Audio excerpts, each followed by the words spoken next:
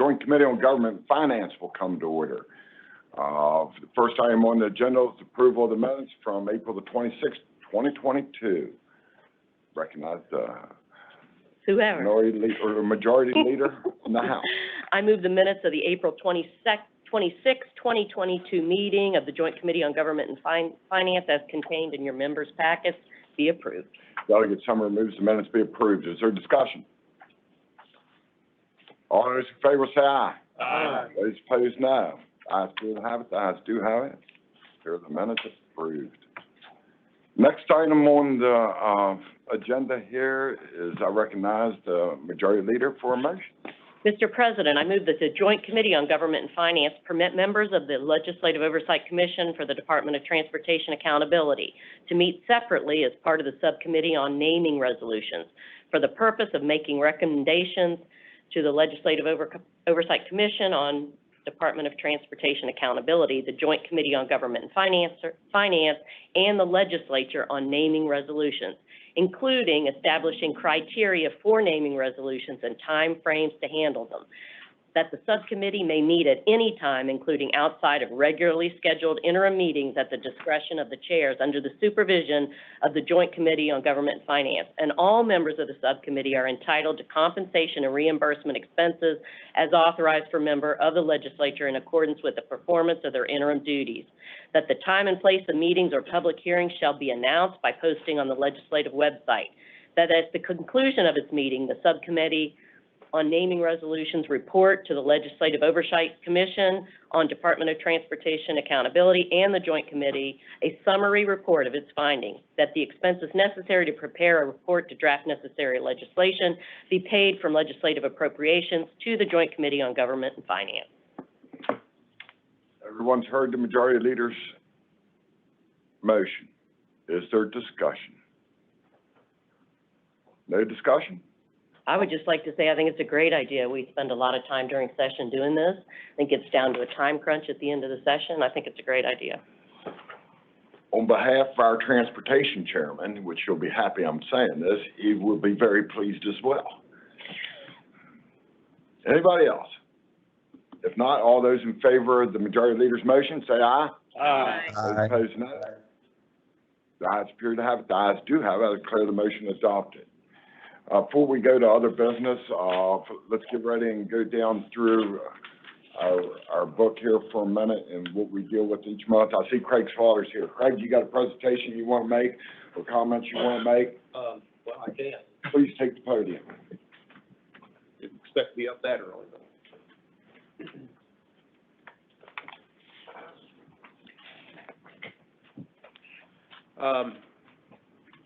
I guess your packets, the data, the performance data we have is most recently presented to or sent to you all is should be through March 31st of 2022, which is that was a positive month. We were up 1.1% for the month, and that brought us up to 1.6 positive for fiscal year to date. And of course, 20 years is 8.1%. When things aren't quite as great, I refer to 20 years because the numbers are great out to 20 years. That being said, we all know that since March, things have not gone well in the markets. They've been down a lot. Bonds and stocks have been down as interest rates have been rising. And so our portfolio probably took some, I'm sure it took some pretty significant hits. It may be down as much as 67% for that month, which leaves us in negative territory so far anyway. May hasn't been particularly good either. Now,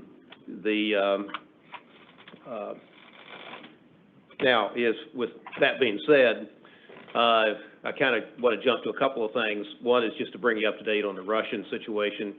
I'm sure some people, although that kind of seems like old hat now, but just to clarify how our portfolio dealt with it. Russia was always a small part of our portfolio. It's a small part of the emerging market index, quite frankly. It's not really, even though we all think of it as a big country, because it is big in geographic size, economically it's a small player. So our exposure at the time of the invasion was about $104 million. It's currently priced at 0 because it's not tradable. Now, we know that those assets have value. Now, what they are, it's just, again, because they're not traded, it's very, very difficult to tell. Some of the assets are energy resources, which we know have value, but for the conservative thing to do is to price them at 0, so that's what we've done. Just so you'll know, one of our emerging market managers actually extricated us from Russia before the invasion. One did not. That's just the way it is sometimes. All these managers look at geopolitical risk, but some just have better structures for anticipating things than others, and that's just one of the risks of dealing with in emerging markets. Looking forward, the key issue, I think it's probably obvious to everyone, is inflation and what's going to happen to that. I think most prognosticators believe that inflation has probably peaked, although at a high level. And the question becomes, how quickly does it fall and how much? And if it doesn't fall by as much as expectations or as fast as expectations, you run the risk of, more of a kind of an inflationary spiral that sometimes gets out of hand from a psychological standpoint. I've read a lot about this, and I'll be honest with you, there's good arguments on both sides of the picture. I've heard good arguments that inflation is going to fall significantly, and that the stock market's going to rise for the rest of this year. I've heard predictions that are just the opposite of that inflation is not going to fall, and that stocks are going to suffer for the rest of the year. So it's anybody's guess, essentially. One bit of good news that seems to be out there is Fed data suggests that the bank savings for the lowest 20% of the population is shrinking, which the positive about that is it means it's likely to force that percentage of the population into the labor market, which may improve the labor supply and help significantly with inflation. So be happy to answer questions. Questions, Craig Spock. Amy Summers. I just have one question for you. We are going to be discussing the next part of our meeting about restructuring how we handle our committee, the makeup of how we pursue our committee agendas. What do you think, from your standpoint, would be the most important times that you would want to come before us in the year to give us an update? Because I personally don't think it's necessary that you have to come every single time if we get a written report. But Sure. When do you think would be the most meaningful time that we would want to ask you questions or you present us information in person? Well, clearly the most important time is after we get the end of fiscal year numbers. So that would probably just depends on when your meeting is in August or September. Okay. If it's late enough in August, we oftentimes can have the numbers by then.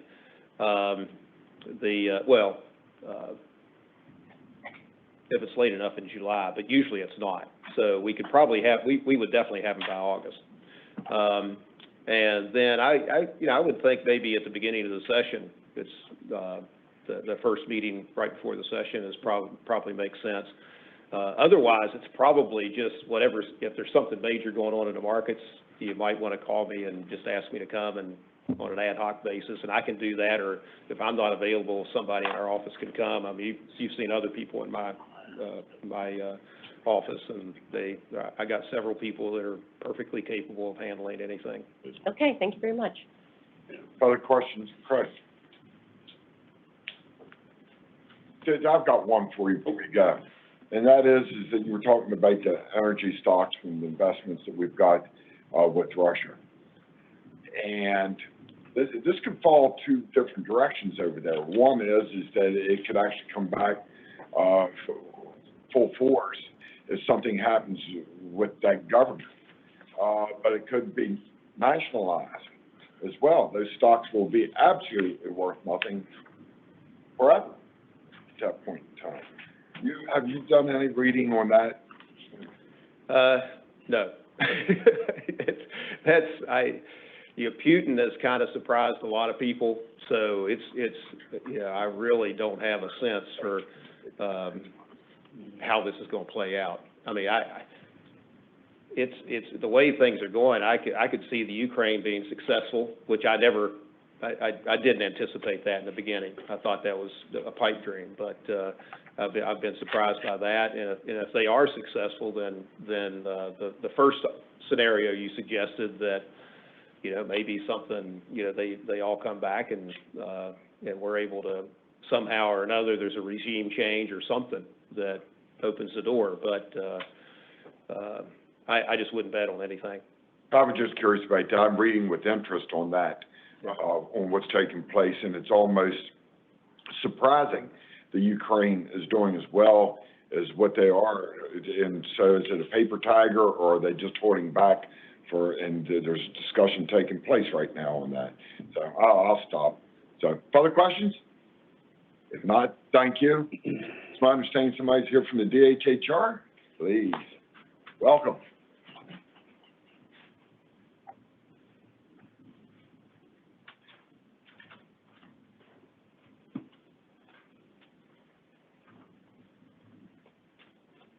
Good afternoon. Cindy Dean, Bureau for Medical Services, Commissioner, West Virginia DHHR.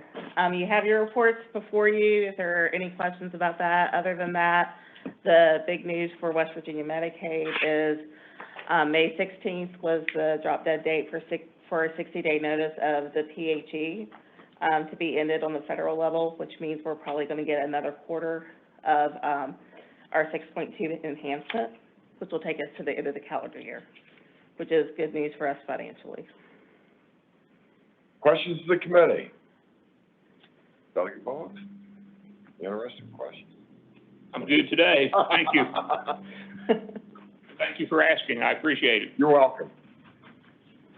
I don't see, thank you. Thank you. Appreciate it. Is there anybody in from any other agencies? I'm not saying, somebody from the governor's office want to address the committee? Thanks for having me. You're welcome. Okay, we're going to go to other business now, and this is discussion on how the joint committee meetings will be handled moving forward. So this is an open discussion for the committee. The person that has come in and handed me information from the get-go was Delegate Householder. So why don't you start this conversation and then go from there. All right, thank you, Mr. President. I thought our homework assignment was to come up with different ideas of different reports to be added, and I provided you and the speaker a list of things that I would like to see to be added. Did you want to read them, or as a majority leader? Okay. You've got the paperwork in front of you. Please do. Okay. So I listed 5 things that I'd like to see added, and I'll just briefly run down through it, and it's not an exclusive list, and by all means, anything can be changed or added to what I have listed here. With broadband, I would like to see more of a breakdown of the federal and state dollars received to date, breakdown on both.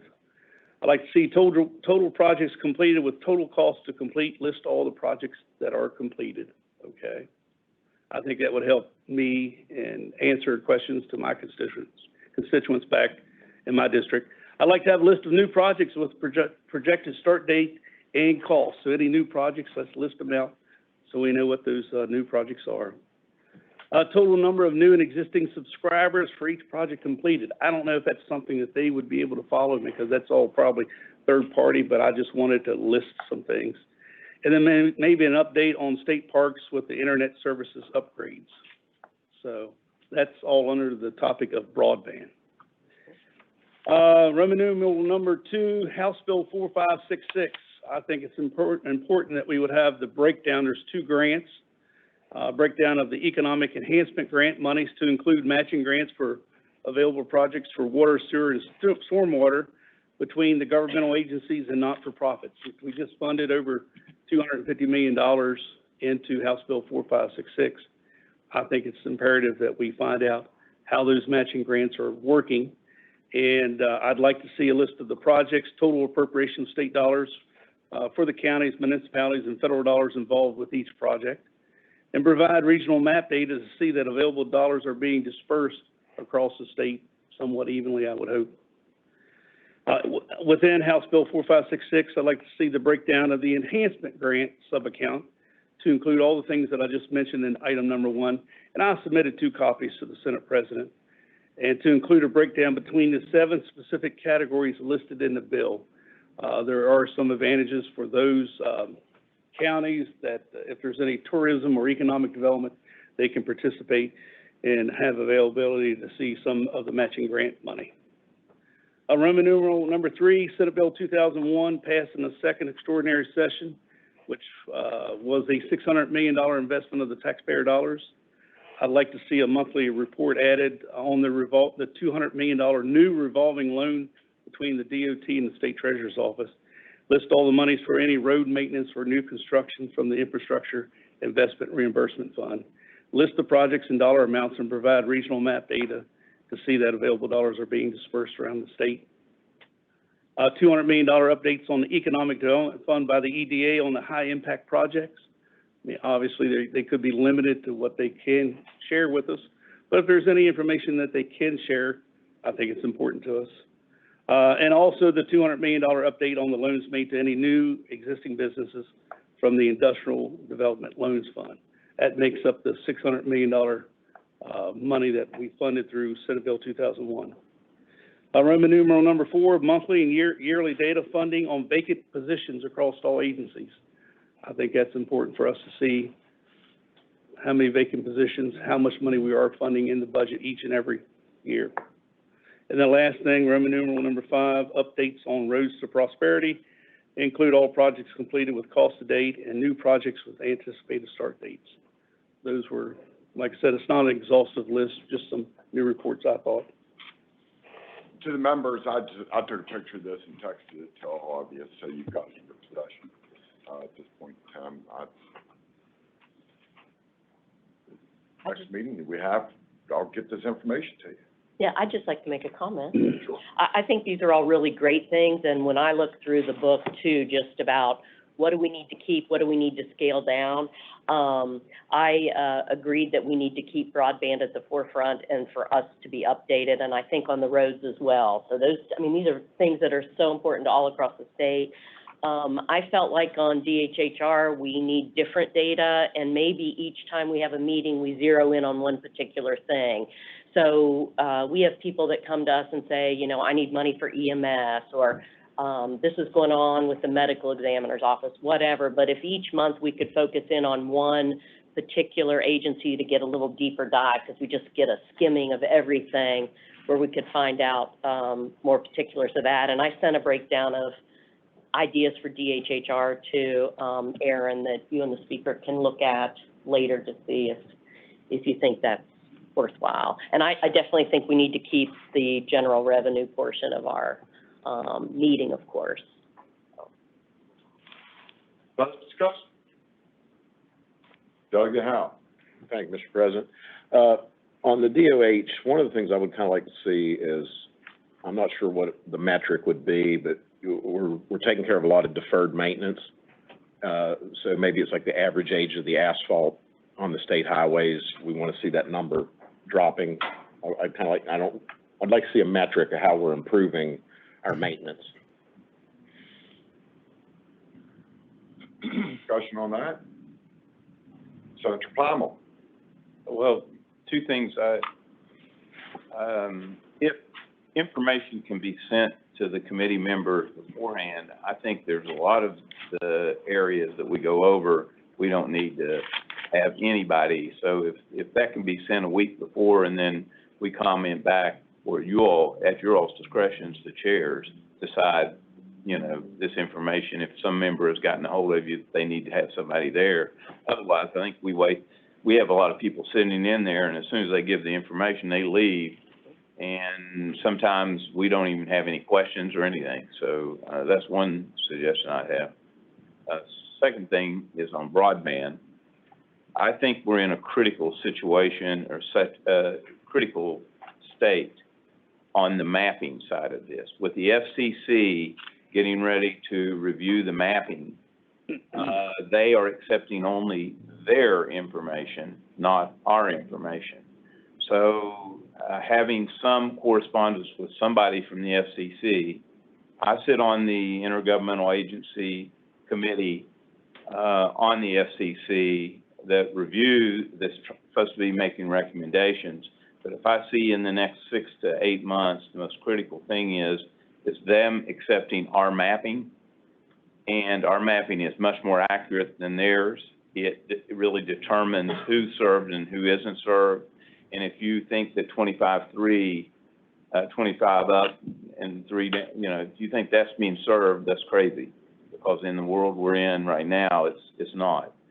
I would also like to see us bring in some outside people like the Pew Charitable Trust, Catherine DeWitt is what I have in mind, and say, this is what's out there, this is the money that's coming down, this is how other places have done it, and some different things like that make sense. In my conversation with Jessica Rosenworcel, the chair of SCC, these areas are of things that they're going to be looking up, and I do think that this regional map disbursement is very important as it relates to what's happening in broadband as well. Other discussion? All right, I've got one, and that is that the governor's office and the House and the Senate, we've met from time to time. In fact, it was going on a weekly basis with Senator Manchin, Senator Chapman's office, and the congressman, their staff. And I think we ought to get ready to take this meeting once a quarter, or every 4 months, something like that. Set this meeting up so that we get all our work done, like you were talking about, and then we have an hour-long meeting with them, having the coordination so that it's not just the leadership, so to speak, sitting in a meeting when everybody else is gone, and so that we get a feel for what's going on. I think the whole point we're trying to get here on is to start solving problems in advance, being proactive on things as well. So, and it's my understanding, correct me if I'm wrong, Aaron, but the speaker and I set the agendas, and we can do things on the fly and make things work so that we end up being more productive. I know the speaker's in agreement with doing that. We've worked very, very well together on being able to get that done. So, other thoughts? Mr. Speaker, you got any thoughts? The items that I had come prepared to suggest today that we would begin to add, I don't know about eliminate, I mean, I hope you've had some conversation about that already, but in terms of the things to add, my thoughts were that we should keep our financial update, that we all benefit from knowing where we stand financially. But in terms of regular periodic things that we know we're dealing with on a almost continual basis now, it's our broadband update that is of interest to all of us. It's an update on our flow of federal funds, the massive transfers of money that are coming in and going out, seemingly change every week. And I think we would all benefit from an updated understanding every time this committee meets as to where we stand with all that flow of funds. Our finance chairs get some measure of input on that now as it comes and goes, but I think we'd all benefit from that. A regular update on infrastructure and highway funding. I think if I think about my own experience and extrapolate that to the other members, the number one thing I get calls about from constituents is where we are on various infrastructure projects, where are we on highway funding. It's the DHHR reorganization. That's a priority for all of us that we've been talking about for a long time now, and build our agenda off of those as periodic updates for the kinds of problems, Mr. President, that I think you're describing.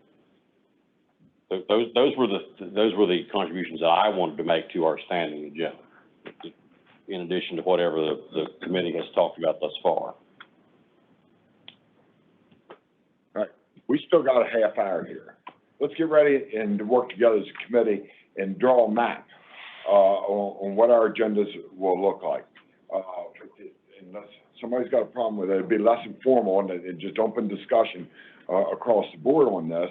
But the broadband update, we're saying we want that done every month to keep us up, correct? I think we'd keep that. I think that's one that we all care about, that everybody takes a keen interest in.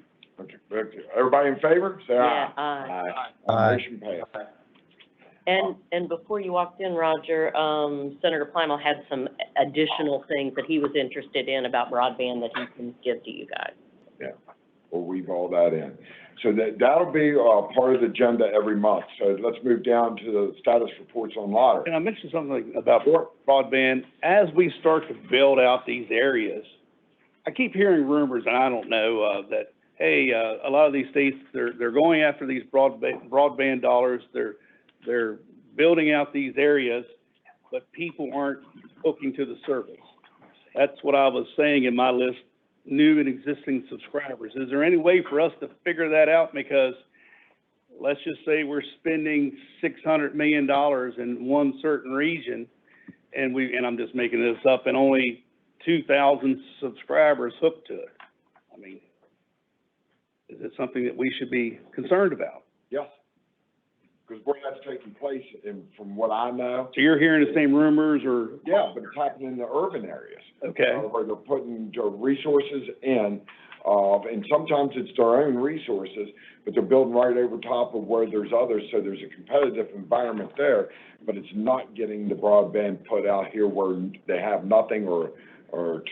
And I don't know that Mitch and his team could tell us that answer, I Scott. think they can. With all new subscribers and so forth? Okay, I think they can. okay, Unserved and underserved. yeah, I took notes on that one. okay. So we'll ask, I'm gonna get this to, Secretary Carmichael just as soon as this meeting's done, so that it's done, and that he can be working on it for next month when we're back in together in All right. June. Lottery, every 3 months, we'll be getting the monthly report, 3 months, 6 months, what's the thoughts of the committee? Charles Trump. Thank you, Mr. President. My thought would be, because that we very seldom have, it's not never, but we seldom have specific questions. I would like to continue to receive the reports monthly in our packets, but maybe invite the director in quarterly, or as requested, if there's something that comes through in a report that members of this committee have questions about, then have the president and the speaker invite the director in to address those. But that would be my thought, maybe just have them quarterly at the close of each quarter. And I'm thinking sort of the same way with Mr. Slaughter and the investment management.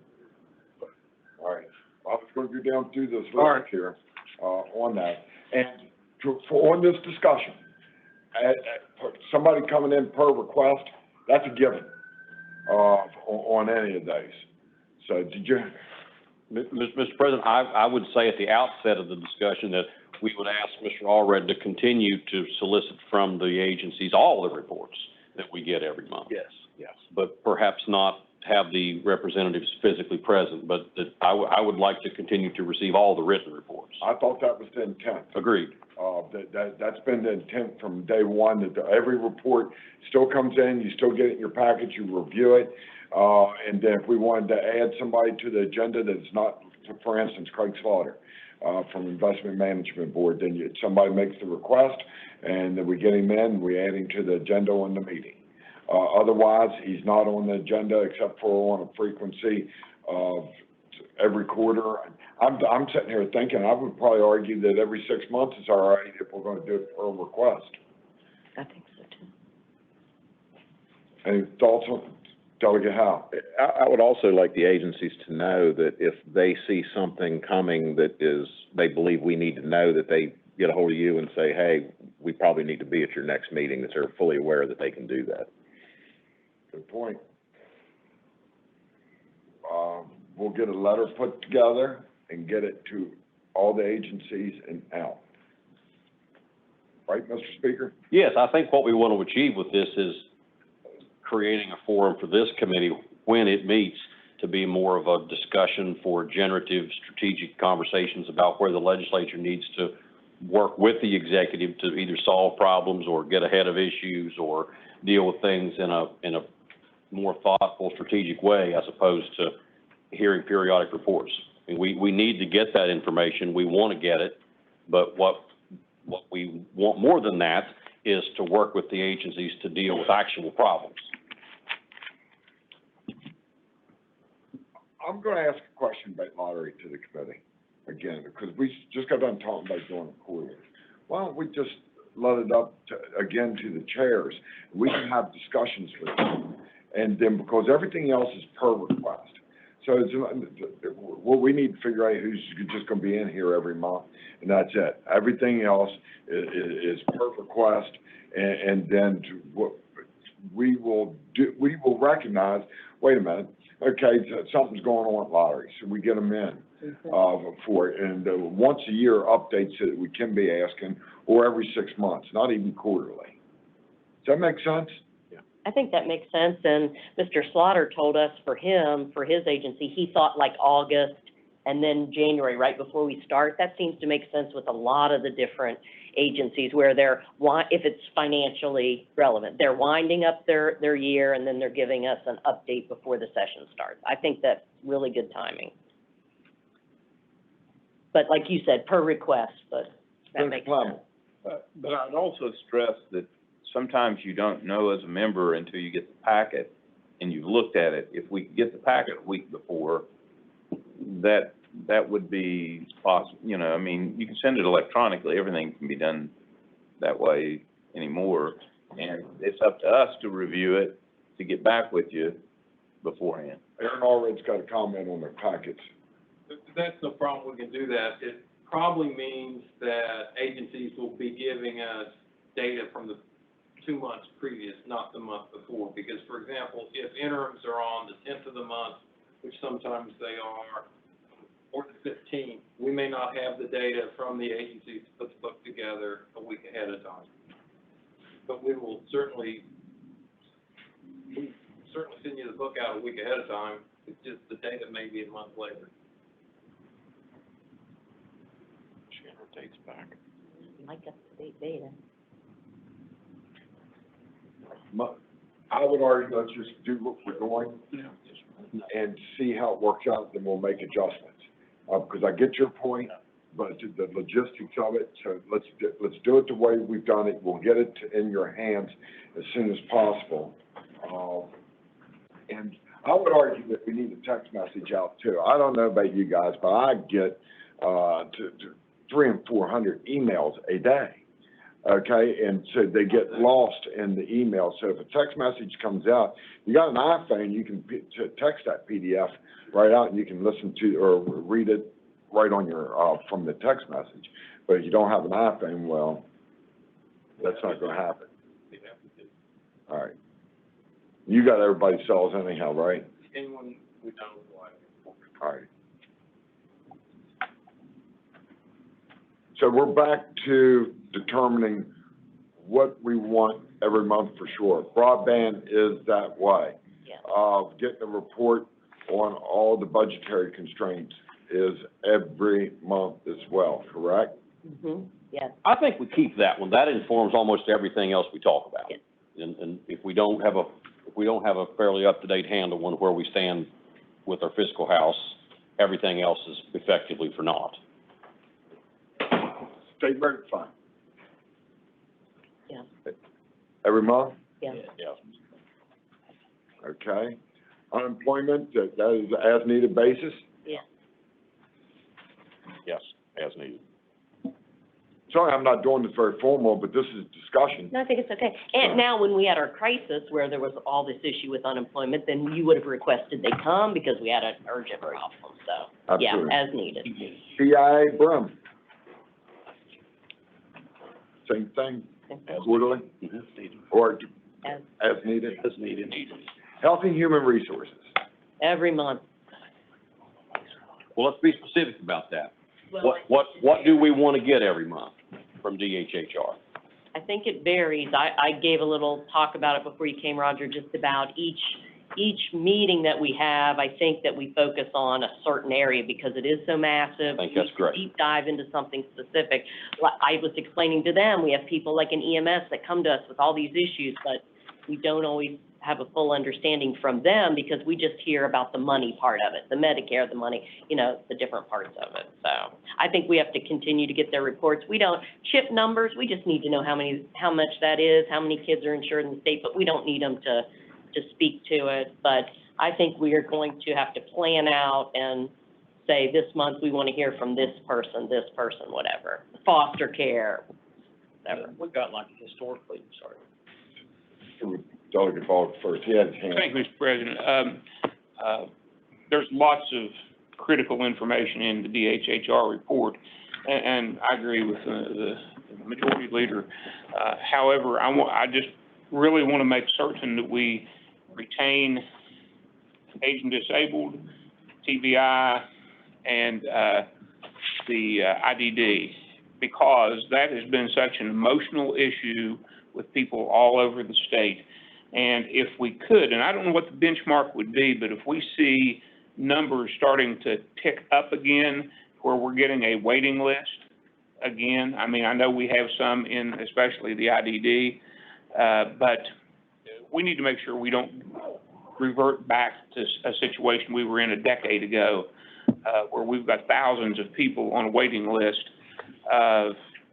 many of them in critical condition. So that's just something that I think is not only near and dear to me, but I think that every one of our constituents, that's something that is a very important issue. So whatever we do, if there's some benchmark, if they see that is starting to go in a bad direction, so we need to know about it before we get a huge waiting list and then trying to figure out how we can scramble to get money or get more slots or whatever we need to do. You want to make any comment?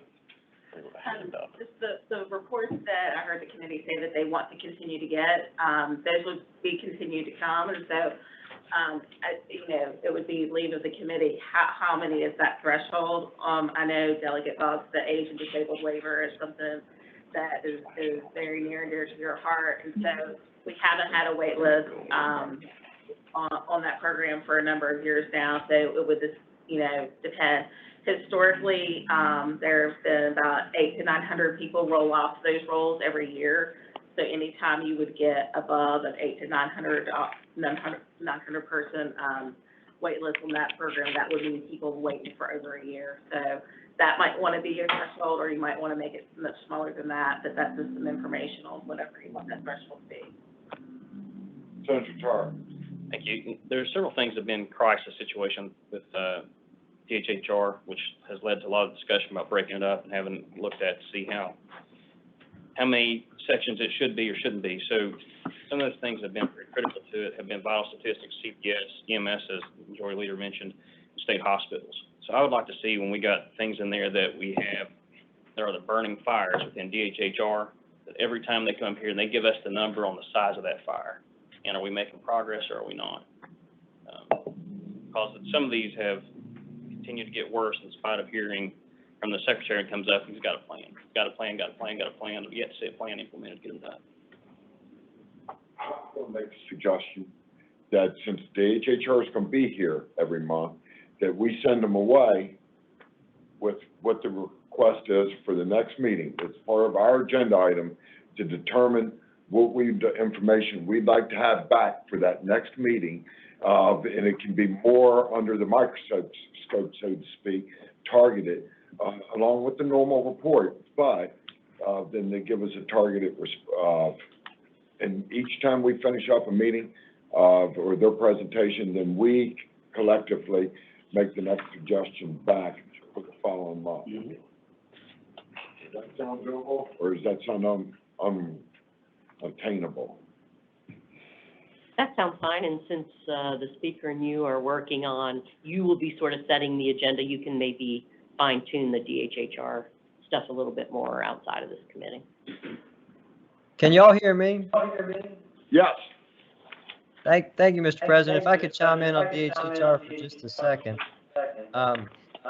Yeah, in terms of specific things that we want to talk about, there was a letter that came from Senate Finance from Chairman Tarr there back in January, I believe, to the Joint Committee, asking that we have an in-depth conversation with DHHR about a number of specific issues. And I believe in that letter, we actually asked that to happen before session ended.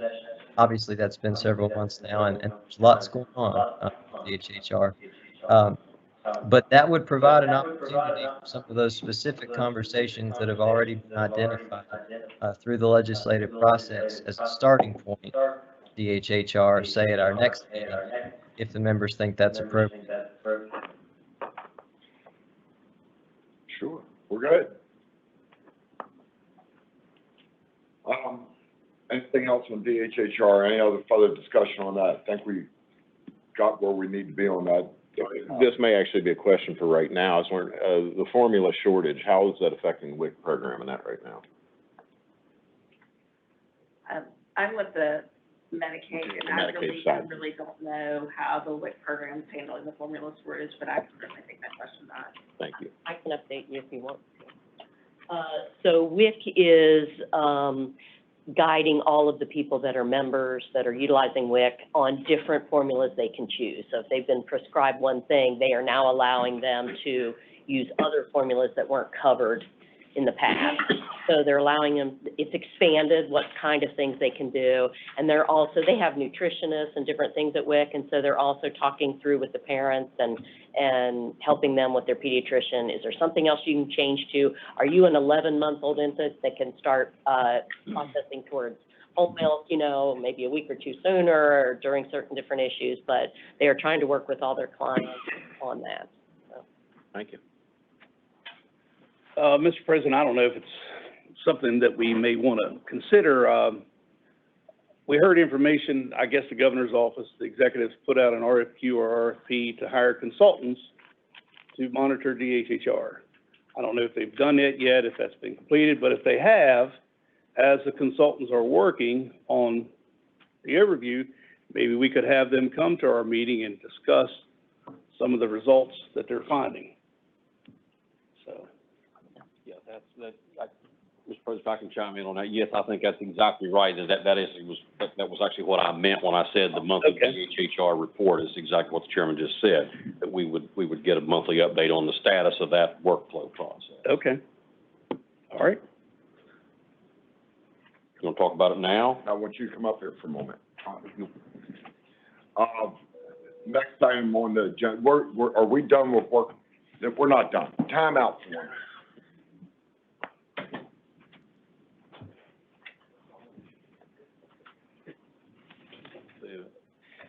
How many timeouts we get during the?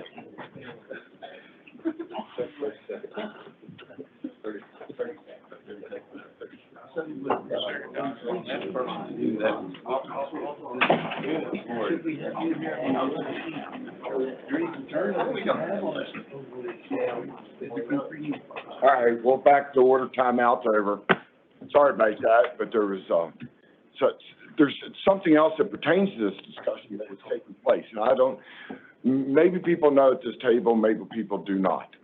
But they will when we're finished here. And that is that Jeremiah Samples, that all of us here have used extensively over the years with working with the DHHR, has been a tremendous asset personally to me, but I've heard it from many others. Well, anyhow, he's been hired by the Joint Committee between the House and the Senate, and as we move forward, he's in a consulting role of working with us, and this is all in a positive fashion, not a negative. It's not designed to undermine anybody or anything like that, but be able, I don't know about the people sitting at this table, but I'll tell you right now, that when I listen to a lot of this, I need an interpreter. Mm-hmm. I need somebody to explain to me what is going on. I don't understand it. Jeremiah Samples has been that interpreter for me for many years, so that I was able to make the right decisions on what's going on. And that's a common thread. The majority leader here just agreed with me on that. So the speaker and I were able to work a deal and to get him to come to work for the Joint Committee as an asset for all of us moving into the future. And this is not meant to thumb our nose at the secretary or thumb our nose at the governor or anything like that. It doesn't have anything, but we have, a duty to be able to conduct our business, and,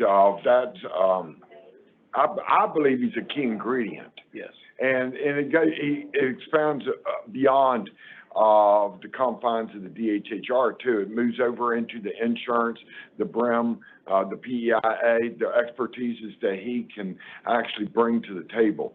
So I thought, well, it's a little bit appropriate, but the speaker and I had not had a discussion about whether to bring this up, and I don't like doing things, without having a discussion before I do it, and so we just had that beforehand.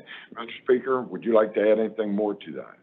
I will. We know that all the work that we have done, are doing, and intend to be doing with the executive over the last several months and next several months on the reorganization, on some upcoming issues on PEIA, on some other insurance-related matters are going to require some collaborative work. They're going to require the legislature and the executive to be holding hands to formulate some plans of action here. So we're doing a number of things with our staff, bringing on new staff, reorganizing some things within our staff to better prepare us to make some of those decisions throughout the rest of the summer while we're having interim processes as well as come January.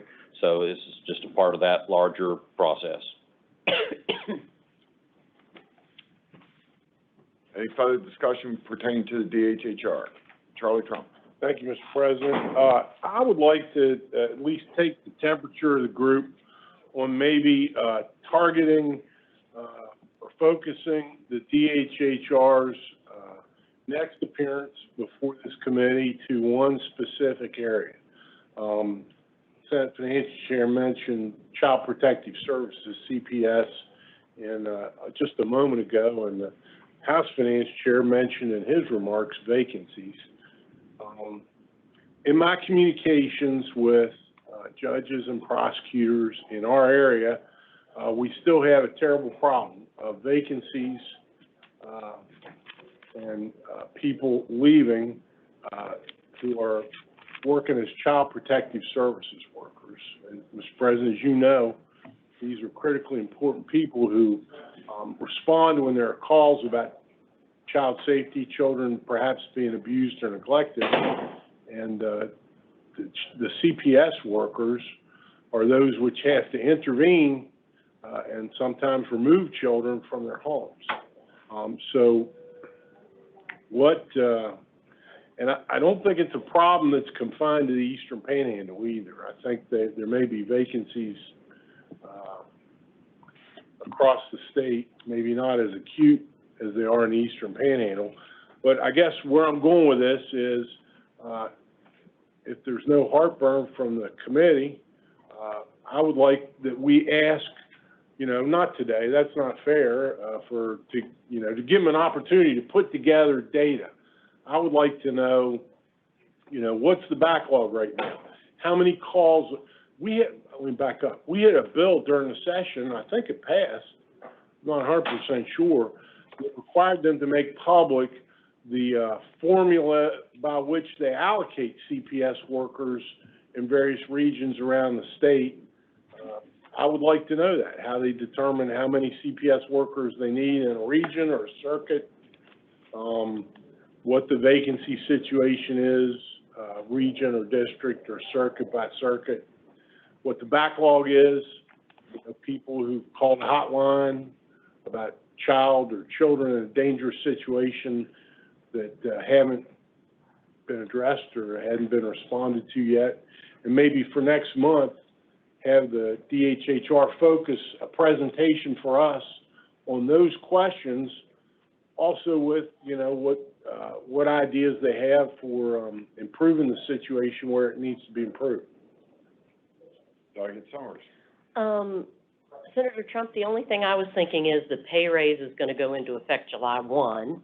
And so maybe we should wait another month or two out and see, because we're talking, are we going to lose more people, or did that sort of help us retain some of the people we had? They said, you know what, hey, I'm getting that additional pay raise. I think I'm going to stay. And then when we get the report, we're not hearing the solution to be, well, you know what, we're going to give them a pay raise. Like, I want that already to be something that's already happened, because it seems like when we get when we do get things that come in, like that'd be like the answer, right? Well, they need more money, and we're gonna be doing that. Instead, I wanna be like beyond that and say, okay, these are the other things we're doing to attract and retain workers, and let that not be one of the things that they're saying. But I understand about the metrics and the numbers.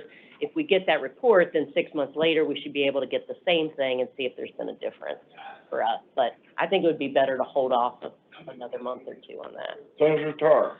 I would add that when we do that, though, the integrated eligibility system was one of the questions that the Senate Finance Committee sent over to get a report on that, because it's been years and years and years behind. Yeah. And the bill, one of the bills we had come across for CPS, they were wanting to put in, a new software system, contract that out to do a dashboard. And the last time, I forget how many hundreds of millions we're at right now, underwater on integrated eligibility system, which is also a dashboard for DHHR that has failed to be implemented yet. So, and that has somewhat to do with the success of when DHHR is charged with a task by the legislature to implement it, have they implemented the task? So I think more than just asking them, what do they need? Because we've been giving and giving and giving things that have been told they need, it's just not been implemented. So I would like to see some accountability on the stuff we've given them to implement, especially when it's costed hundreds of millions of dollars to the taxpayers of West Virginia. And so those questions submitted by the Finance Committee, as mentioned by Senator Baldwin, were directly at that. It was about, here's the things we've given you to solve. Here's the dollars we've given you to solve and to apply, and yet there's no solution. So I think that's a good place to start, is with some of those questions came out of Senate Finance Committee, and we can take that directly to CPS as far as application.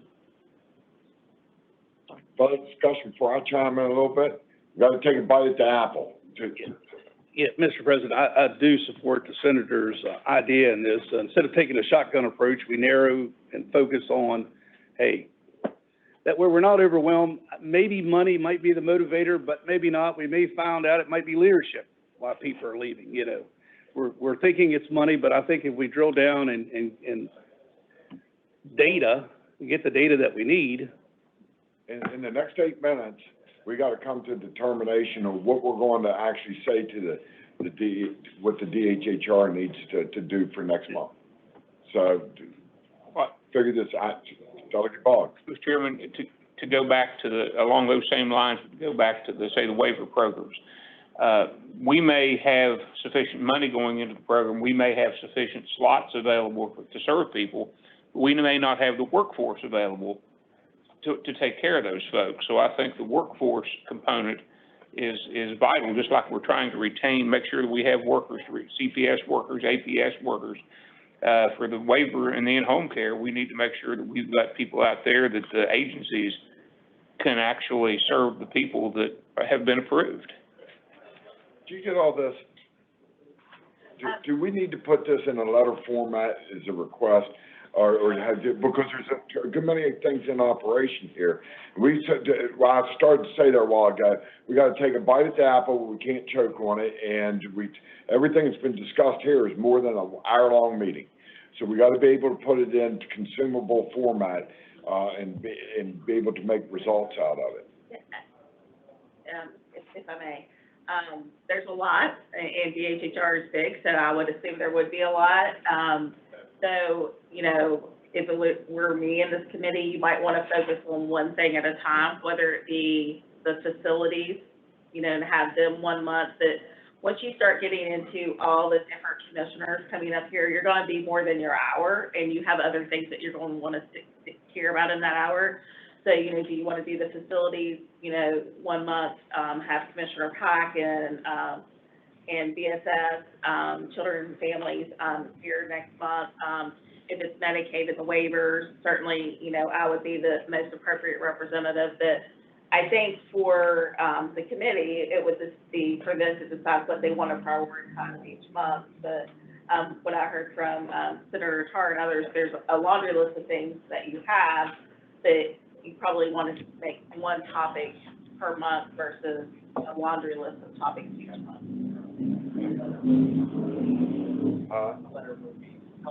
Okay. But and the committee needs to understand that we've got interim committees that actually address this. So we don't want to be doing duplicative work also, but we want results. So, I would suggest we start with that letter from Finance Committee, which directly said we wanted them to report on accountability for funds for given DHHR to implement to address these problems that have not been done, and where those dollars went and why haven't they been implemented. That letter went out, they were supposed to report to Joint Finance. We asked that the report be before session was over, just didn't get to that. It's a good place to start, and it leads right into the other topics. Your letter includes CPS, Child Protective Service? It includes components of what it would take to improve it for the charges they've been given to do, failed to do so.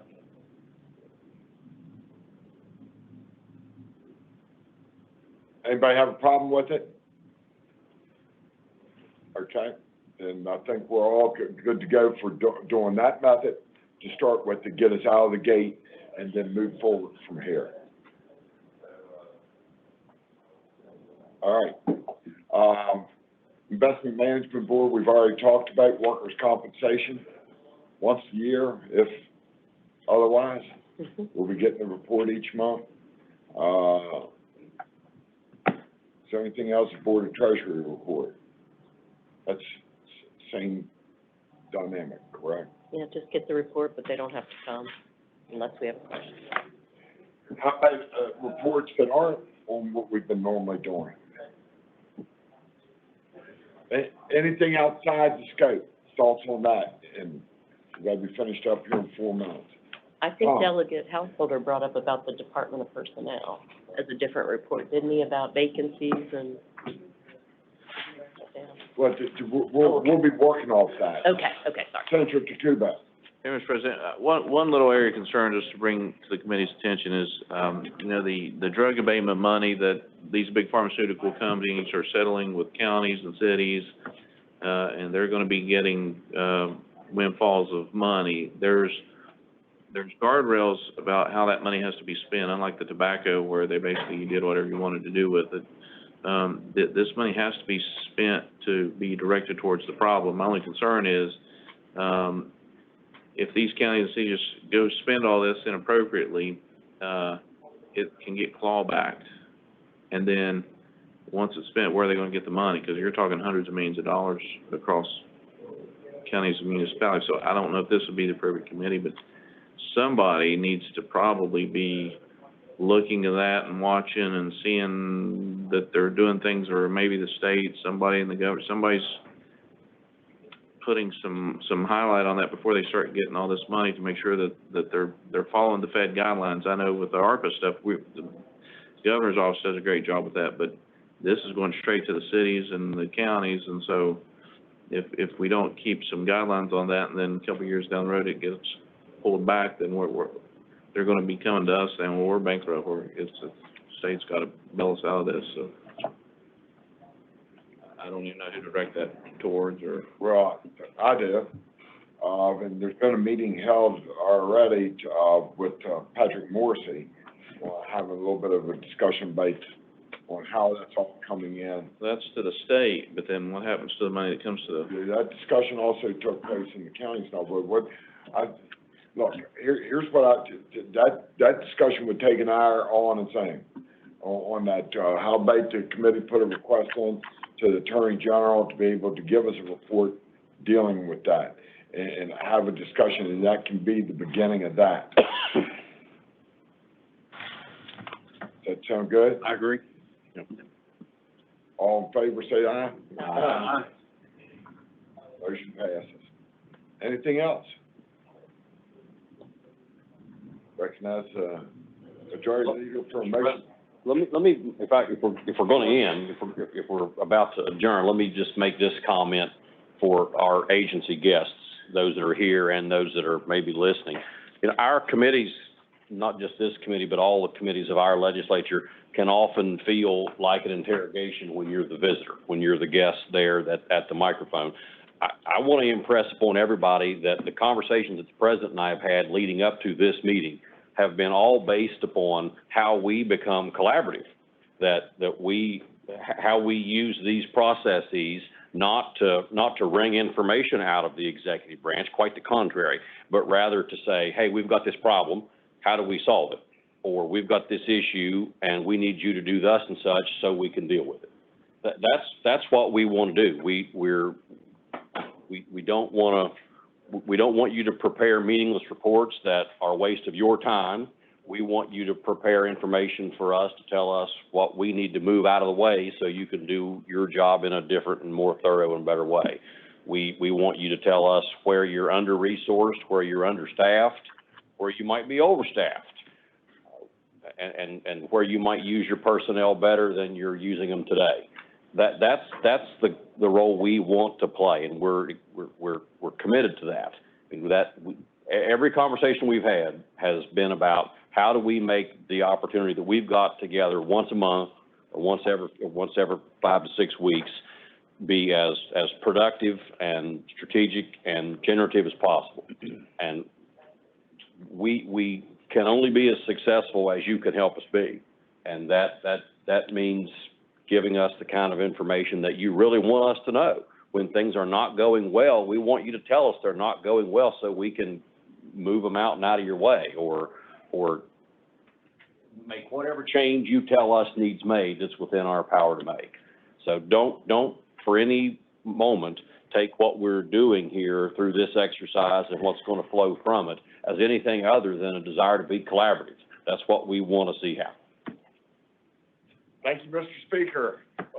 Well said. I'm glad you said that, because sometimes we lose sight of what I did just now. I lost sight on being able to get the meeting done, and that was probably the most important thing said in this meeting, that we're in the business of rebuilding a state of the West Virginia and taking down the barriers. So thank you. Any other comments before we close out? I recognize the majority leader for a motion. I move we adjourn. All those in favor of adjournment say aye. Aye. Those opposed, no. The ayes have it. We're adjourned.